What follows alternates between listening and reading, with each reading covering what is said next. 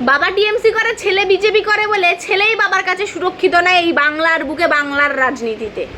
বাংলার বুকে আমার মতন প্রতিবাদীরা বাঁচবে কি করে? জঙ্গির থেকেও অধমেরা, জানোয়ারের থেকেও খারাপ। নমস্কার, আমি টুম্পা। বাংলার বুকে বিরোধী দল করা ঠিক কতটা ভয়ঙ্কর হতে পারে এই ঘটনাটা না দেখলে আমি হয়তো কখনো উপলব্ধি করতে পারতাম না। এতদিনে শুনে এসেছি রাজায় রাজায় যুদ্ধ হয় আর উলু খাগড়ায় প্রাণ যায়। এখন দেখছি যে রাজায় রাজায় যুদ্ধ হয়, বাবাই ছেলের প্রাণ কেড়ে নেয়। এই হচ্ছে বাংলার অবস্থা। মায়ের পেটের ভাই আরেক ভাইয়ের প্রাণ কেড়ে নেয়। বাংলায় এমন কোনো একটা জায়গা এখন আর বাদ নেই যেখানে রাজনীতি প্রবেশ করেনি, সেটা বাবা ছেলের সম্পর্ক হোক কিংবা ভাইয়ে ভাইয়ের সম্পর্ক হোক। আমি ভাবতেও অবাক হয়, যেখানে বাবা ছেলেকে মেরে ফেলছে সেখানে আমরা এই রাজ্যের বুকে প্রতিবাদ করছি, তাহলে আমাদের অবস্থাটা কি হবে? আমরা কি বেঁচে থাকতে পারবো? বাংলায় কি একজন মানুষ ভালো রয়েছে?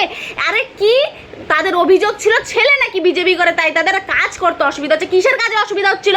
ভোট লুট করতে, কাটমানি খেতে, দাদাগিরি গুন্ডামি মস্তানি করতে অসুবিধা হচ্ছিল, তাই নিজের সন্তানকে এইভাবে নৃশংসভাবে হত্যা করে। আরে একজন সুস্থ মস্তিষ্কের মানুষ কখনো এই কাজ করতে পারে না। আর জানোয়াররা পর্যন্ত নিজের সন্তানকে না বুকে আগলে রাখে এইভাবে। সেখানে মানুষ হয়ে কিভাবে নিজের সন্তানকে এইভাবে মারে, কিভাবে মানুষ হয়ে নিজের মায়ের পেটের ভাইকে এইভাবে মারে।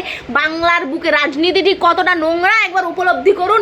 আর বাংলার বাইরের মানুষও যদি কেউ এই ভিডিও দেখে থাকে তারা একবার উপলব্ধি করুন যে বাংলার বুকে রাজনীতিটা ঠিক কতটা নোংরা। প্রত্যেক মানুষকে মানে দেখে, একটা সুস্থ মস্তিষ্কের মানুষ কখনো এই কাজ করতে পারে না। দেখে মনে হচ্ছে যেন জঙ্গি প্রশিক্ষণ দেওয়া। নইলে পরে কোনো দিনে একটা বাবা তার সন্তানকে এইভাবে নৃশংসভাবে হত্যা করতে পারে? একবার আমাকে বলুন তো এই কথাটা। বাংলার বুকে এরকম আমি আমার মতো আরও অনেকে প্রতিবাদ করে, তাহলে আমাদের অবস্থাটা কী হবে? যদি বাবার কাছে ছেলেই সুরক্ষিত না থাকে তাহলে এই বাংলার বুকে আমরা কিভাবে সুরক্ষিত থাকব? আমাদের বাংলায় রাজনীতি দেখে মানে এই ঘটনাটা স্পেশালি বিশ্বাস করুন, যখন আমি ভিডিওটা দেখেছিলাম না, আমি চোখে জল ধরে রাখতে পারিনি।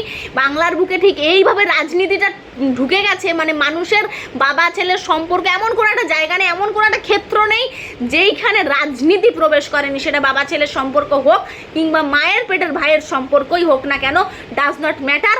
কিন্তু রাজনীতি সব কিছুর ঊর্ধ্বে। আরে যাই থাকুক না কেন, যার সৃষ্টি আছে তার পতনও রয়েছে, সেটা রাজনীতি।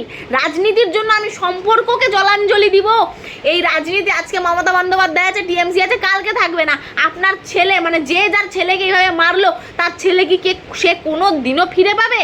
কখনো ফিরে পাবে না। সারা জীবনের একটা আক্ষেপ থেকে থাকবে। রাজনীতির জন্যে নাকি নিজের সন্তানকে কেউ এইভাবে মারতে পারে, রাজনীতির জন্যে নাকি মায়ের পেটের ভাইকে কেউ এইভাবে মারতে পারে।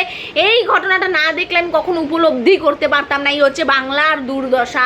বাংলার বুকে একটা জঙ্গি ছাড়া, একজন জঙ্গি ছাড়া এই কাজ কখনো সম্ভব নয়। এমনভাবে ব্রেনটা ওয়াশ করা হয় যেন একেবারে জঙ্গি প্রশিক্ষণ দেওয়া হয় এদেরকে। একজন জঙ্গি ছাড়া সুস্থ মস্তিষ্কর মানে আমি বললাম না, জানোয়ার, যারা জানোয়ার হয় তারা নিজের সন্তানকে বুকে আগলে রাখে। সেখানে মানুষ হয়ে যদি সে জঙ্গি না হয় তাহলে কোনো দিনও এরকম একটা নোংরা নক্করজনক নিন্দনীয় ঘটনা কেউ ঘটাতে পারে না। এই হচ্ছে বাংলার অবস্থা, একবার অনুমান করুন।